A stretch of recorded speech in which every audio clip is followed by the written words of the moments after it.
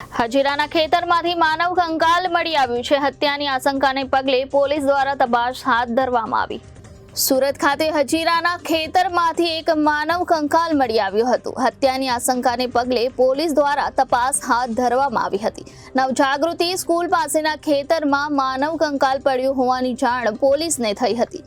મળતી વિગતો અનુસાર મજૂરો લાકડા કાપવા માટે ખેતરમાં ગયા હતા, જે વેળાએ માનવ કંકાલ મળી આવતા પોલીસને જાણ કરવામાં આવી હતી। હજીરા પોલીસે માનવ કંકાલનો કબજો લઈ નવી સિવિલ હોસ્પિટલ ખાતે ખસેડ્યો હતો।